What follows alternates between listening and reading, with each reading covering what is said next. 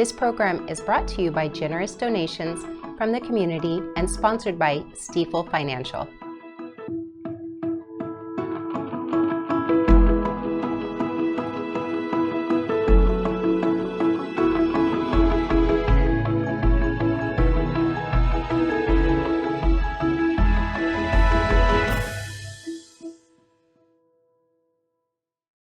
All right, good evening, Nevada County. I'm Keith Overby, your host for tonight's edition of Nevada County Now. Now, as fire season approaches, the city of Nevada City is taking proactive steps to ensure community safety by hosting a series of workshops which focus on wildfire evacuations. These events will adhere to the Ready, Set, Go framework designed to equip residents with essential knowledge and skills for effective emergency response. Now, the city invites all residents to participate in these vital workshops to foster a prepared and resilient community. And by attending, participants will gain valuable insights into emergency protocols and contribute to a safer, more informed Nevada City. Part 1, Ready, is on April 10th at 6:30 p.m. at the Nevada City Hall. This session will introduce participants to our evacuation maps, city resources, and the Office of Emergency Services, emphasizing the importance of preparedness. Now, attendees will learn how to develop personalized evacuation plans tailored to their specific needs and circumstances. Set, which is Part 2, is on May 8th at 6:30 p.m. at the Miners Foundry. Participants will receive guidance on assembling a go bag, identifying emergency contacts, and understanding emergency notifications and terms. Experts will provide tips on staying informed during emergencies and maintaining communication with their loved ones. Part 3, Go, is on June 12th at 6:30 p.m. at Pioneer Park. This is an interactive workshop that allows attendees to apply their knowledge in a self-paced evacuation drill, followed by a community picnic and a presentation. Now, for more information, please visit the Ready, Set, Go Evacuation Series registration on your computer to register for these events. Now, don't go away. We'll take a short sponsor break, and we'll be right back with tonight's main story. Thank you to Stifel Financial, proudly helping individuals pursue financial goals, businesses and organizations raise and protect capital, and communities offer a higher quality of life. To learn more, visit www.stifel.com.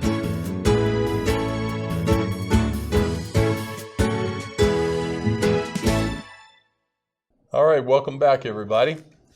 Now, how many of you out there in Nevada County know what an Auditor-Controller is and does?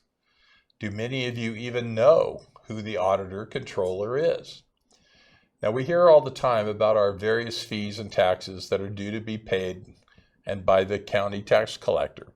We hear about our property taxes from the county assessor.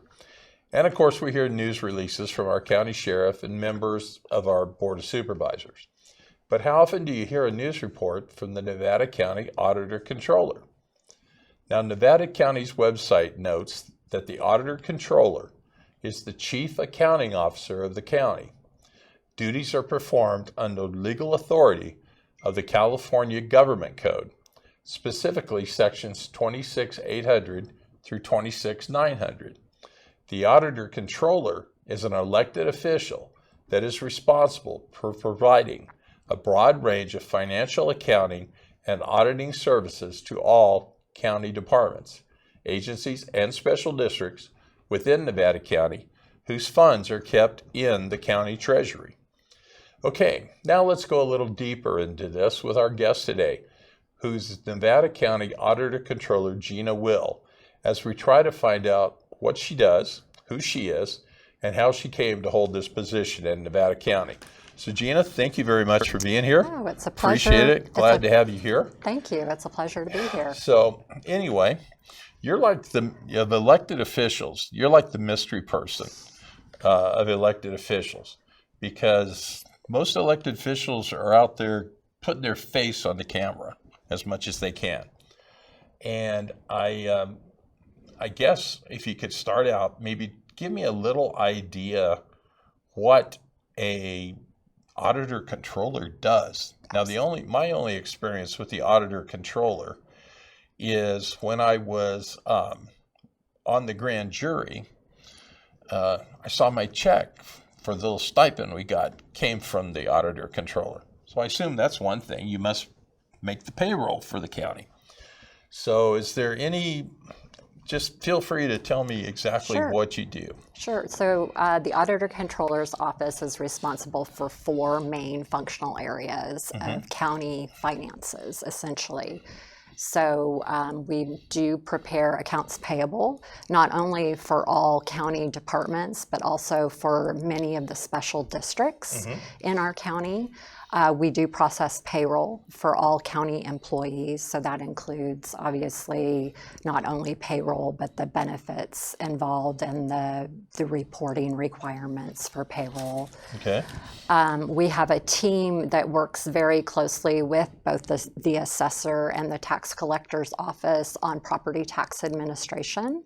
So essentially, it is my office's responsibility to establish the rates, which are then approved by the Board of Supervisors. To establish the property tax rates? Property tax rates, correct. So that includes adding special assessments that a special district may have had approved by their voters, or perhaps a bond that a school may have had their voters approved for constructing a facility. So based on those approved fees, we add those fees to the property tax roll. That information is essentially approved by the Board of Supervisors. And then the other piece of property tax administration that my office assists with, so after the tax collector has actually collected all of the property taxes, then it's my office's job to apportion those revenues out to all of the taxing entities throughout the county. Okay. So, and for many special districts, that is their primary source of revenue for providing services. So you make sure all the books are balanced. That's correct. Okay. Now you That's said correct. payroll, county payroll. Do you also pay all the vendors? Let's say they have a contractor to rebuild a section of road. You would pay that contractor. Exactly. So there is there's a process for that, obviously. So we do have departments very involved in that. Obviously, the departments are the ones that are contracting for the particular service or product. So they're approving that particular invoice or contract payment. That information comes to our office. We then review it to make sure that there is appropriate budget available and that proper authorities have been provided, and then we issue the payment. All right. What else can you tell me about the auditor? Feel free So, just to keep sure, yeah. So I think one of the most important responsibilities of our office is the financial reporting for the county. So we prepare the annual, we call it the ACFR, as an acronym. It's the annual financial report for the county. Okay. So it includes the activities of all of the departments as well as some component units. Excuse me. So any particular entity, if the Board of Supervisors oversees any of their finances, we have to incorporate that information into our financial statements. And then we actually hire an independent auditor to come in and audit the financial statements that we've prepared to ensure that they fairly present the actual financial condition of the county. Okay. So you're the bean counter. I am the bean counter. That's a very The head good way. Bean counter. Not just the beans, but the peas also, right? Absolutely, absolutely. You know, we really serve as a system of checks and balances through the county. So we're making sure that people are following the policies and procedures that have been implemented by the board and by federal and state grantors or programs. Now, that also includes special districts. I mean, for example, we've got, 8 or 10 fire districts in this county? Right. Do you do that, provide those services to all of them also? So we provide accounts payable services to them. Okay. Then they actually produce their own financial statements. But one of my requirements, according to government code, is that we make sure that they are actually doing those financial statements. And we post those financial statements on our website. Okay, on the county's website. On the county's website. So if I want to know what Penn Valley Fire District is doing, I can look up their financial statement on the county's website. Not only, not just the Penn Valley Fire District's website. That's correct. Okay. Yeah. Now, tell me, if you can, what kind of training do you have to be the Auditor-Controller? So there's very specific qualifications for being Auditor-Controller. One is basically experience in government accounting. Government accounting is boring as it sounds for your viewers, is actually quite a bit different than financial accounting in the private sector. There's a whole set of government accounting standards that we have to meet to make sure that our financial statements are comparable to other governments' financial statements, so that there is uniformity and conformance, so that there's a way to review and make sure that we're doing what we're supposed to be doing. So it's that knowledge that's important to have of government any accounting. Kind of specialized certifications and whatnot that you have to So have? Many auditor controllers are certified public accountants. So I passed the CPA exam, but I never got through the process of acquiring my certification. Okay. So, but certainly having the government accounting background that I had was very helpful as I came into the position. I actually served as the assistant auditor controller for 2.5 years before becoming auditor controller for our county. Oh, okay. Well, So- as long as, let me ask you this. You said that you passed the CPA exam, but you never got the certification. Is that kind of like a person that goes to law school but then doesn't take the bar, or what? Similar, so kind of opposite. I actually sat for the exam. I passed all of the exams, but there's an element, kind of an internship element, where you have to acquire so many hours under the supervision of another CPA, and I didn't go through that process. And all the things you've been doing in your career Unfortunately, doesn't count towards any of that. Didn't count towards that. I'll be darned. Yep, It's interesting. it is interesting. Let me ask you this then. What is your background as far as, education? What's your educational background? So I have a degree in accounting. Is that a bachelor's degree? It is a bachelor's Okay. degree in accounting.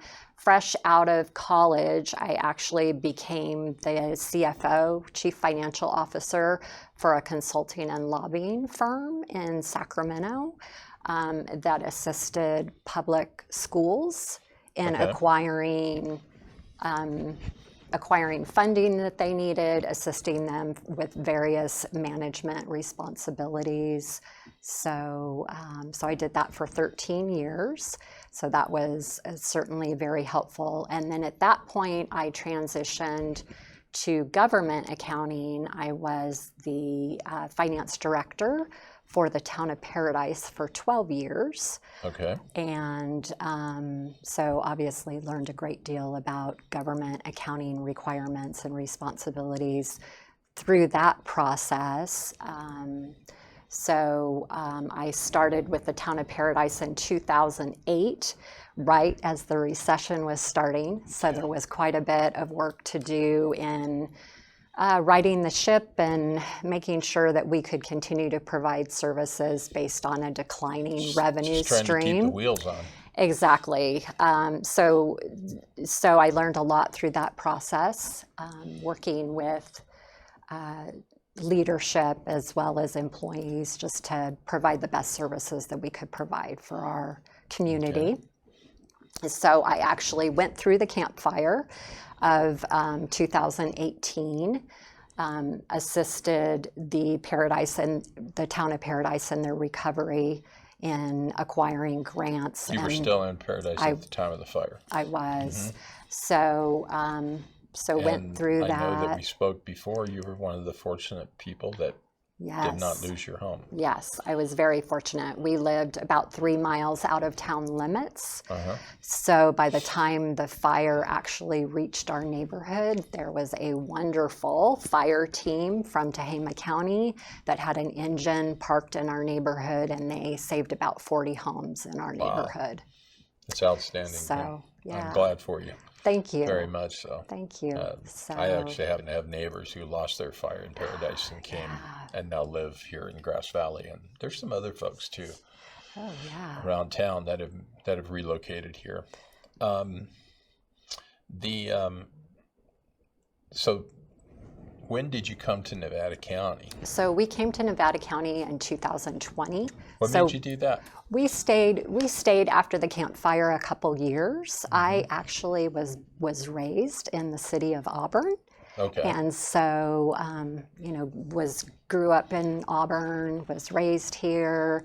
And so after the campfire, a couple of years after the campfire, and realizing that the community had changed so much, we decided to move back to this area. Okay.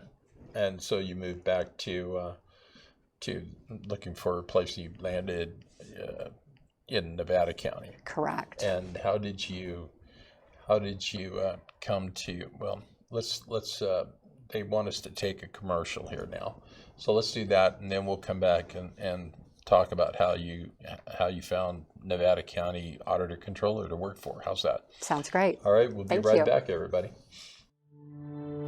In Nevada County, women are making a difference. Whether it's advocating for change, empowering others, or shaping our community's future, the League of Women Voters of Nevada County is here to help you get involved. With nonpartisan voter education, advocacy, and a commitment to a stronger, more informed democracy, the League empowers you to take action and make your voice heard. Join us today at lwvnevadacounty.org. Be the change. Be the voice. Together, we can make a difference. Your voice matters. All right, welcome back, everybody. We're talking with Gina Will, our Nevada County Auditor-Controller, and we were just getting to the point where I was asking how you came about coming to Nevada County, how you found Nevada County. So, how'd that work out? So right around 2020, actually when COVID had started, my husband decided to retire. Our daughter was going off to college, so it just seemed like a natural time to think about relocating. So it was just very fortunate that the previous Auditor-Controller had a position posted for the assistant Auditor-Controller position. I applied and I was selected for that position, and it was wonderful to be mentored by the prior Auditor-Controller. That was Marcia Salter. Marcia Salter. Nice lady. Oh, Great wonderful. person. Wonderful. We still serve in Rotary together, Oh, so okay. that's Terrific. great. And so wonderful to be mentored by her, to learn a lot from her. She was in that position for 17 years, so obviously I stepped into some very large shoes, but felt comfortable that I had acquired enough information to move forward. Okay. And your decision to move forward was in 2022? 2022. So Marcia decided to retire. I was originally not interested in running for the position, but she talked me into it. Had you ever run for an I elected had position? not. I had I always. have to admit, now I admire people that do put themselves out there to run for election, because you're putting yourself out Right. to catch all the slings and arrows, so to speak. Exactly. Yeah, it was definitely an experience. It was an experience I learned a lot from, for sure. So she asked me to run. I kind of at first was pretty reluctant, but then agreed to go ahead and run for Auditor-Controller. What made you want to do it? I mean, because that's a big thing. I mean, people Right. even if it's the City Council of Nevada City or Grass Valley, you're still out there catching those slings and arrows from the public, you know? Yeah, I think for me personally, I've always had a heart for service, and essentially wanting to make sure that the responsibilities of the office would be continued by somebody that had some government accounting experience and that cared a lot about the community. So while I fully recognize that there's probably others out there that are more qualified than I am, I also recognize that potentially that there was others that may not be as qualified as I am and may in fact hurt the office of the Auditor-Controller and then ultimately weaken the financial condition of the county. Now, I have to ask you, there was some controversy during your election. Is one of the decisions, one of the things you mentioned that you based on the fact that there's people out there that you're afraid would hurt the community? That probably happened if you made me the Auditor-Controller, because I'm not a mathematician by any stretch of the imagination. Is that one of the things that got you to run for Auditor-Controller or to seek elected position? I mean, it was certainly one of them. We have a fantastic team of people that I work with. There's actually 16 of us in the office, including myself, with various experience and background and expertise.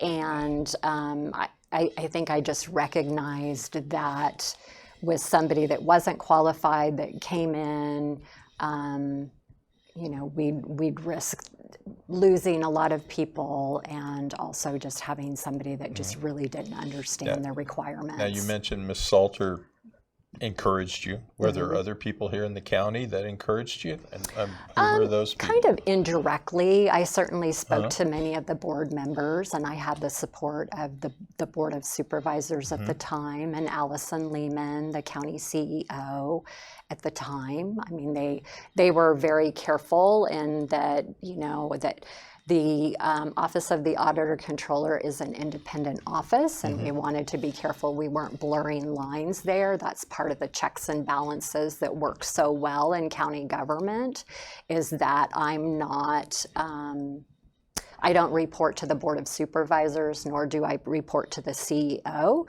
So I'm able to make an independent assessment or bring up issues that are concerning. Well, yeah, the way that our California government's set up is that people that are elected office, the sheriff, the treasurer, tax collector, I think is the official title, the county assessor, those people in those elected offices, while they run their departments, they are elected by the voters. That's correct. If you take the person who runs Health and Human Services, they're not elected by the governor, or by the people. So there's a big difference. And, it's having worked for an elected official for the state, I worked for the Attorney General, they were pretty much independent from the governor. Governor still controlled some things, but there were some things that the governor had no say about. And I assume it's that same kind of situation here in the county? It's exactly the same. Yeah, that's correct. Okay. That's correct. Now, Nevada County, one of the things I learned when I moved up here 22 years ago, local politics seems to be the national pastime, not baseball. As much as I love baseball, it doesn't seem to be the national pastime. it seems to be local politics in Nevada County and everybody's got an opinion. And you did have a competitor for the position who, I'm not wanting to argue right or wrong with that because that was apparently adjudicated by a court. But I do have a question about, for example, I assume when you said somebody that you were afraid that would do damage, you were referring to your competitor. That was one of the considerations, yes. Yeah. Okay. Let me ask you this. And one of the allegations was he didn't have the requirements that are laid out in the government code for the county auditor-controller. When did you learn he didn't have those qualifications? So at first I didn't know for sure. He came in and introduced himself to Marcia Salter and myself, and his initial introduction was that he was retired and that his wife wanted him out of the house, which was why he was running. That's why I'm here doing this. Yeah. So right. Anyway. So essentially over our campaign, right, obviously we spoke at many different events together, and as I learned more and more about his background, it became increasingly clear to me that he did not meet the requirements according to government code. The filings, when you fill out paperwork to run for an elected position, all of that paperwork is public. So I went and viewed his information, and he did not indicate any past experience that he had. I personally asked him several times, please provide us your qualifications that demonstrate for us that you meet the qualifications, and he refused. Okay. So and again, I'm not here to absolutely go pro or con on which of you, but did you bring this up during, say, candidates forums or whatever during the course of the election? Yeah, actually, you can see that I did on several occasions bring that up in different candidate forums. That was an issue that was asked of him in several public settings, as well as just, me calling him on the phone and asking him to provide his qualifications. Now, probably a bad memory for you here, but subsequently there was an election and you lost. Yep. I don't know how else to put it. Yep. And unfortunately, the amount you lost by was not a small margin. It was like 10 percentage points, somewhere in that neighborhood. Am I correct? That's correct. Yeah, if I'm wrong. Nope, you're right. Hit me on the shoulder or something, wake me up, make sure I'm saying things right. And then when the election was over and you realized you had lost, then what did you decide to do? So I would add that even before the election happened, I consulted with several attorneys, all of which told me there isn't going to be a judge that's going to stop the election. You probably should just focus on running and hope that you win. And so that was obviously my priority at the time. Not only was holding down my full-time position as Assistant Auditor-Controller, but also running for election. At the point that I actually lost the election, I obviously became more concerned because from everything that I had seen, my opponent did not meet the qualifications, and I was concerned what it would potentially do to the county. At that point, I reached out to the Auditor-Controller Association in California and asked them for advice or assistance. They were able to refer me to an excellent elections attorney.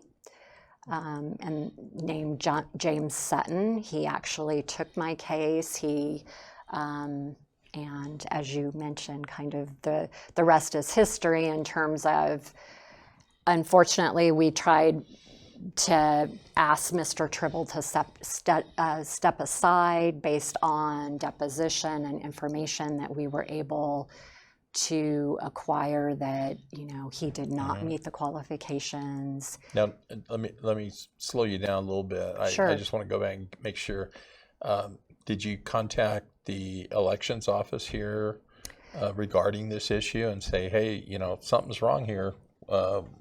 Yeah, so you guys need to fix this. Yeah, prior to the election, there was several conversations with them. They felt that government code did not provide them an avenue for encouraging Mr. Tribble to provide his qualifications. So that door was closed to me. So the only other option. What about, you said the forms you fill out where you list your qualifications, are those signed under penalty of perjury? They are, which was one of the reasons. Did you consider taking it to the DA? We did actually eventually the Nevada take County it. District Yes, Attorney. yeah. So we actually brought it to the attention of Nevada County Grand Jury as well as Nevada County District Attorney. Okay. Did you get any response from either of them? No, I think essentially they wanted to see what a court would do, if a court would agree with our position or not. And so ultimately that's the direction that we went. And a court did find, based on the information that we were able to provide, that my opponent did not meet the qualifications and essentially voided the election. Okay. I read that opinion, and one of the things I noticed is that also the judge, I think it was Tice Raskins. Am I saying that correct, the name? It's two words, Tice-Raskins. And I noticed that he also specifically, though, mentioned that he didn't feel that it was the place of the county or the elections office or whoever to take care of this, that he banked that on the election section of the election code that basically says it's not the county registrar of voters, it's not their job to look at this. And then I went a little ahead and called a couple of the surrounding counties, and they all told me the same thing. They all agreed. A couple of them said they would notify the county council. A couple of them, one of them said, I guess I could call the DA. None of them had ever had anything like this ever happen. This was totally new and uncharted territory that you ventured into. And let me ask you this. Subsequently, the judge nullified the election, but he also refused to appoint anyone. Am I correct? That's correct. So your only other avenue is to throw your hat in the ring with everybody else that wanted to apply for that job. That's correct. Before the Board of Supervisors. Essentially, it was left to the Board of Supervisors to determine who to appoint into that position. Now, I noticed one thing that came up during this was the county counsel, Miss Elliott, was there during the hearing. She was representing the interests of the county because Mr. Diaz, the elections official at that time, Gregory Diaz, was included in your I don't know civil law that well, I guess complaint, that he should have looked through it. And the judge said no, it wasn't his job to do it according to the elections code. And seems to be what everybody else in surrounding counties have done. I got hold of 5 different counties around us and talked to their head of their elections and asked them about that. You sound like you want to say something, or you look like Yeah, you're wanting to spit something out. So so go ahead. I would just add that with the support of the association, though, I think there was an opportunity to correct and strengthen some government code. So not only the qualifications for the auditor-controller were amended, that section of government code that specifies what those qualifications are. So those were amended by California legislative body to... They've been amended since you took office? Yes. Yes, okay. So they have been amended and strengthened to further clarify the responsibilities of the office and the requirements to serve in that office. Okay. In addition to that, the election code was amended to allow for, not mandate, but to allow for elections officials to request information to of candidates to prove their qualifications. And this was done, though, of course, after you've taken office. Correct. So you took office in 2023? Yeah, I guess January of 23. Okay, so this is all that's been done since. And the Elections Code, Section 13 of the Elections Code has been since amended to allow them to do that. Correct. But how come these people didn't tell me that? I don't know. And of course, you know, Yeah. in the different, I obviously spoke to many different auditor controllers across the state, and some of them had told me that some of their elections officials do go further than our current elections Okay. officials do. So it really does seem to be kind of the discretion of the elections official of how far they will go in validating somebody's qualifications. Now, I understand that after the dust settled, then subsequently your name was put forth to the Board of Supervisors, and they voted to appoint you as the Auditor-Controller. You plan to try to run again for re-election? I'm still deciding, honestly. Yeah, after going through this, I Yes. can understand why you would Yep. have issues about, or Yep. not issues, but Yeah. questions about it, doing it. Like I told you, people that run for elected office, I admire them. They put themselves out there. I guess, you know, I was looking, I did research on this before, you know, because I was curious, one, exactly what the heck the Auditor-Controller does, but also, you know, this whole circuitous route that you had to overcome to become the Auditor-Controller. I noticed that, you know, you, of course, filed campaign reports, and it listed, you know, you had a few donations. And when I say a few, I mean less than how many fingers I have on my hand. Yeah. Had like maybe 3. And all the rest of it, you financed it yourself because it noted loans to your campaign, which is not unusual. A lot of candidates do that. Now, I also noticed that before the court hearing came through, you had put forth a claim to the county for $49,500. Why that figure? At the time, very early on in the lawsuit, when the lawsuit was filed, we thought that the lawsuit was going to be somewhere in the neighborhood between $50,000 and $75,000. Okay. So, What did it end up costing? $130,000. $130,000. Okay. Now, I also saw where Mr. Tribble apparently paid $80,000. Mr. Tribble was the competitor. That he paid $80,000, and then subsequently, but first, before this all went, the county, you put in for the claim to the county for $49,500. Why that? Still that figure that doesn't come up. It was just an estimate at the time. Okay. The reason I ask that is because it's my understanding. Correct me if I'm wrong. You're Sure. the person who knows Yep. this, I'm sure. Is any kind of a claim that's less than $50,000 doesn't have to go before the Board of Supervisors. That's correct.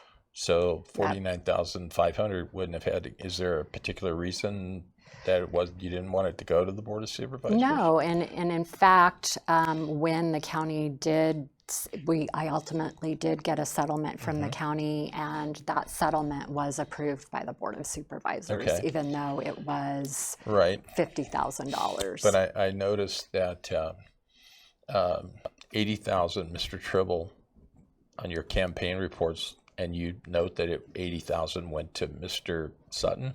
I keep wanting to call him Stewart, like Jimmy Stewart, the actor. The question I have is, eventually, yes, the Board of Supervisors selected to give you another $50,000, but I never saw where that went to Mr. Sutton's office on your campaign report.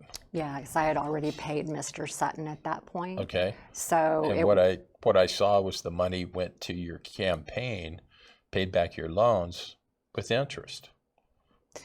Right. So if you add up all of the amounts that were paid to Sutton Law Firm, you would see that the total amount equaled $127,000. Okay. And so essentially, the settlement doesn't necessarily have to be a dollar for dollar reimbursement. It was a settlement, but essentially it went to pay off in order to afford the lawsuit. Obviously, I didn't have $130,000 sitting in the bank, so I had to take out a loan against my home, which had some interest associated with it, and so it is appropriate according to PPC rules that you can repay yourself for interest.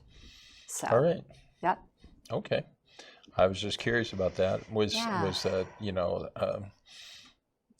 because I was looking at that and I'm like, wow, you got your campaign paid for, plus paid your lawyer fees. I kind of made me wonder there. It was essentially just the lawsuit that I was reimbursed for. Okay. Yeah. So and you got that with that money that you got back was used to pay the extra $50,000 to Mr. Sutton. I see. Okay. Yeah. Well, I can see where you have reservations about deciding to run for this office again. You think you're going to do it? I mean, I know right now you said, no, it's a question mark, but we're looking, unfortunately, in today's politics, as soon as one election's over, we've already got people angling to run for president. Oh, absolutely. In 2032? Yeah. Or 2028, excuse me, 2028, 4 more years. Now almost 2 years, a little more than 2 years. What do you think? I'm undecided. I'll be discussing with my family and, deciding where, certainly I love my job. I love the people that I work with. I greatly admire the Board of Supervisors for the service that they provide to the community. The CEO, we have an amazing CEO, so I, very much enjoy what I'm doing, but we'll see. Okay, good enough. Well, I'll look forward to it. So, and maybe there's nobody out there who meets the qualifications. I'll even decide to run, Perhaps. I don't know. Yeah. So, and I thank you for coming in. You Yeah, actually taught thank me a you. couple of things today about the law, the amendments to the law. I didn't know about that. But because I read the election code, and it's pretty much, that's it, that's on the election code. So I'm curious about, I'm going to hunt for that amendment now that you were talking about, because I never did see that. Well, good luck to you. Thank you. Are you having a good time doing it now, though? I am. I love my job. It's an amazing job, and love the people that I work with, and happy to serve Nevada County. Okay. And let me ask you this. I don't want you to tell me your age, because my mother always told me you never ask a lady their age. How much longer you got to go before you could retire? And I leave that open-ended because some people retire in their 50s, some people retire in their 60s, some later even. Right. You know, So- I mean, I think that's to be determined too. You know, I have a feeling no matter what decision I make with the Auditor-Controller's position, I will continue to work as long as I am able. And So if you don't run, you're going to stay on as the deputy?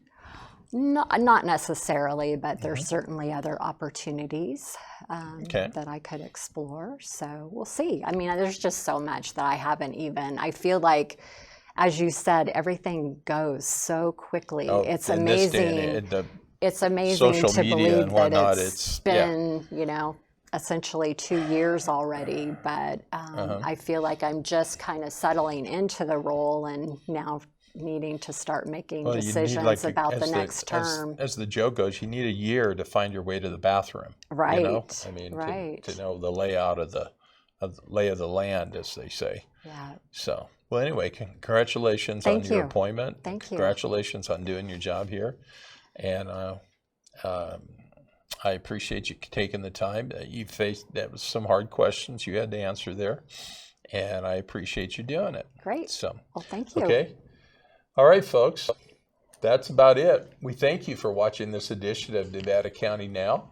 And if you would like to help contribute or write stories, or you have an idea for a story, appear on the show, or even become a host, please check out the details on our website at nevadacountymedia.org/ncn.